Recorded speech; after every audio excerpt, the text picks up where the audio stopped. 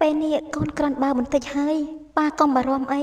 តើប៉ាទៅណាដែររីយ៉ាអត់ទេខ្ញុំមករកឯងណាឯងនៅឯណាបោះនេះណាទេឬមួយក៏ចង់បងនាងងើបក្មេងហើយស្អាតទៀតនេះអូនមើលថាស្អាតមែនទេហានេះខ្ញុំមានកូនរួមជូនរឿងអ្នកម៉ាក់វ័យក្មេងនិពន្ធដោយកញ្ញាសុខាផលិតដោយកញ្ញាសុខាសូមតាមដានទស្សនាក្នុង YouTube ខ្មែរ21ដោយរីករាយបងផាបងរួចនៅរីយ៉ាក៏ដើរចេញទៅទោះបីស្អប់គេយ៉ាងណាក៏មិនអាចរឿងយប់នោះបានឡើយធ្វើឲ្យគេស្អប់កាន់តែខ្លាំងបងផានាងជាអ្នកណាបងស្គាល់គេមែនទេម៉ាក់ចង់ខ្ញុំថាម៉េចម៉ាក់ចង់បងនាងងើបក្មេងហើយស្អាតទៀតនេះអូនមើលថាស្អាតមែនទេតែបងមិនដឹងថា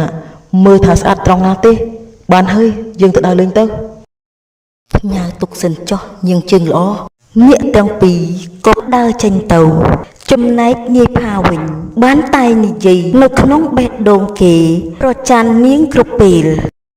ហើយកន្លងទៅឯងគិតយ៉ាងម៉េចរឿងកូនរីយ៉ាហើយនឹងមានវិធីរៀបការទៀតទេរឿងនេះខ្ញុំមិនទាន់ដឹងទេថាចង់រៀបការទៀតនោះខ្ញុំមើលតែក្មួយរីយ៉ាក៏មិនចង់រៀបការជាមួយខ្ញុំដែរហើយខ្ញុំមិនចង់បង្ខំដែររីយ៉ាជាក្មេងល្អតែគួរឲ្យស្ដាយកូនរបស់ខ្ញុំមិនធ្វើតាមខ្ញុំទាល់តែសោះចុះរឿងបំណុលវិញឯងគិតយ៉ាងម៉េចរឿងបំណុលខ្ញុំគិតថាឯងមានថ្ងៃណាសងថ្ងៃនឹងចោះខ្ញុំអរគុណឯងខ្លាំងណាស់បើអញ្ចឹងខ្ញុំទៅវិញសិនហើយសូមជើងមួយរីយ៉ានាងបានក្អួតជាប្រចាំនាងឆ្ងល់ហេតុអ្វីបានចេះតែក្អួតបែបនេះតើខ្ញុំកើតអីហេតុអ្វីបានចេះតែក្អួតបែបនេះឬមួយខ្ញុំឈឺកាពះតែខ្ញុំបាត់មួយខែហើយតិចលោកខ្ញុំមាន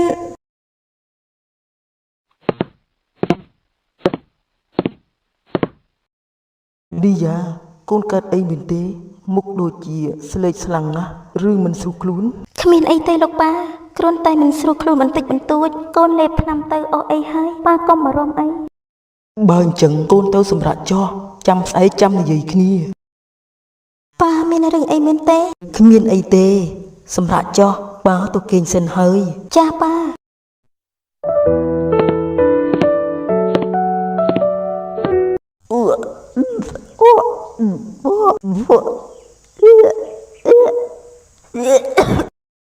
នាងក៏ដើរទៅយកប្រដាប់ពីនិតទឹកនោះយកមកពីនិតហើយឃើញថា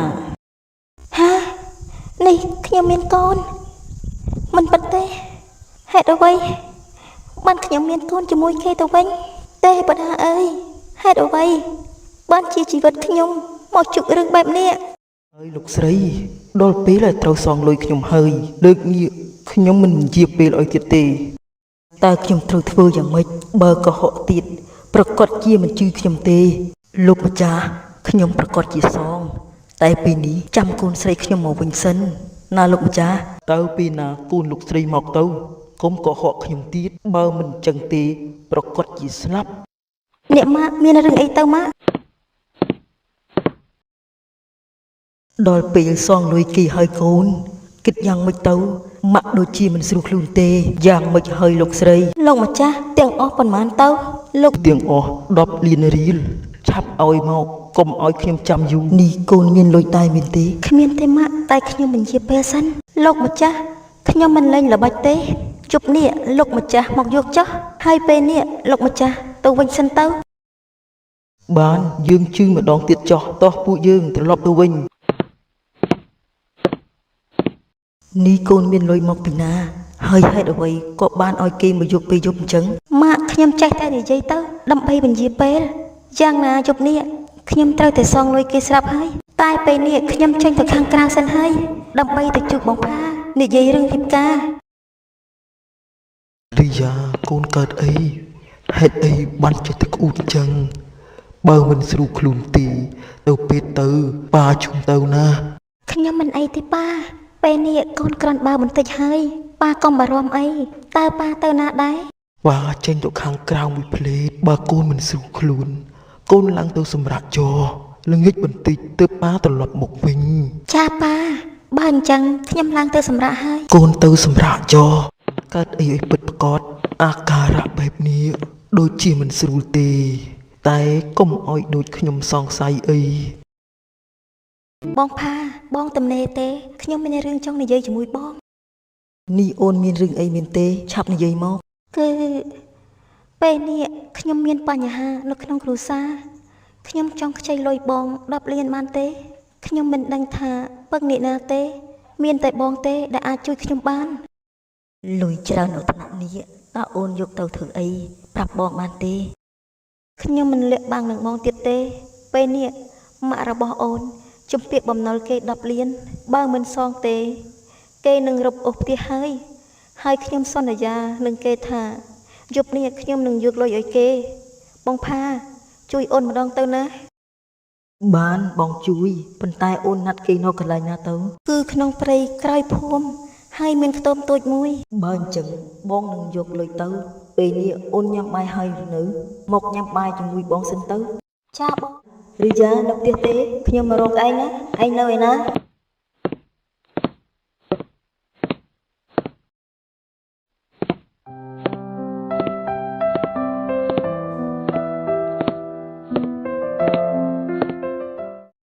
នេះរត់ដាក់ពិនិត្យទឹកនំតារបស់អ្នកណាគេឬមួយក៏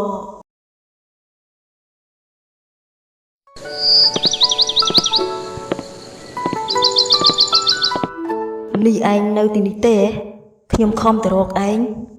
នេះឯងយ៉ាងម៉េចហើយឮថាមិនស្រួលខ្លួនផង នេះឯងដឹងមកពីណាហើយយើងមិនស្រួលខ្លួននោះ គឺលោកអ៊ំប្រាប់ខ្ញុំនឹងណាទើបខ្ញុំមករកឯងដល់ផ្ទះ គ្រាន់តែមិនស្រួលខ្លួនបន្តិចបន្តួចពេលនេះអស់អីហើយពេលនេះឯងរកការងារបានធ្វើហើយនៅ រីយ៉ាឆាប់ខកខ្ញុំទៀតទៅបានទេឯងមិនស្រួលខ្លួនបែបនេះ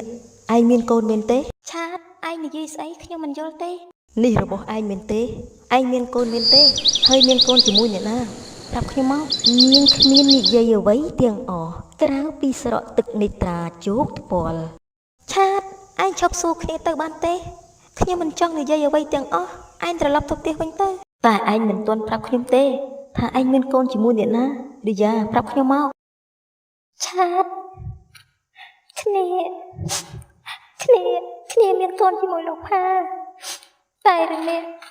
ឯងកុំប្រាប់ឲ្យលោកប៉ាដឹងបានទេព្រោះខ្ញុំមិនចង់ឲ្យគាត់ពិបាកចិត្ត ថាម៉េចឯងមានកូនជាមួយលោកផាអញ្ចឹងហ៎នាយឆាតគ្មានអ្វីត្រូវនិយាយទៀតទេព្រោះបេះដូងគីត្រូវរីយ៉ាធ្វើឲ្យបែកទៅហើយមិនគូណាគេជន់ឈ្លីបេះដូងរីយ៉ាបែបនេះសោះ ឆាតឯងទៅវិញសិនទៅពេលនេះខ្ញុំចង់សម្រាក បានខ្ញុំទៅវិញក៏បានដែររីយ៉ាមើលថែខ្លួនផងឯងទៅមើលផ្លូវមើលតើគេមកហើយឬនៅបាទលោកម្ចាស់ មិនបាច់ទេខ្ញុំមកហើយនេះលោកម្ចាស់មកទៀងពេលល្អណាស់ ចុះអីណាលុយមិនក៏មិនឃើញ លោកម្ចាស់កុំបង្ខំពេកបានទេខ្ញុំឲ្យអ្នកម៉ាក់យកមកតាមក្រោយហើយលោកឧត្តមចាស់មួយផ្លេតបានទេពេលណាទៅបងផាមកទៅ កុំលេងល្បិចអីសោះបើពូឯងប្តឹងប៉ូលីសពូឯងនឹងស្លាប់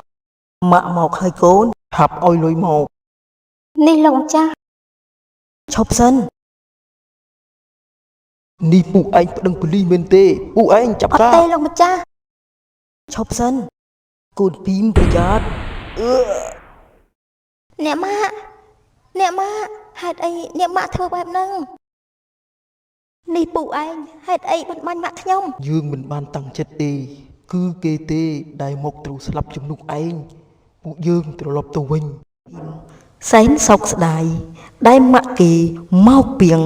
ក្របកំភ្លើងជំនួសគេនាងមានតែយំបោកខ្លួនសោកស្ដាយអស់មួយជីវិតចំណែកនាយផាវិញមិនអាចជួយអ្វីបានមានតែសោកស្ដាយតែប៉ុណ្ណោះ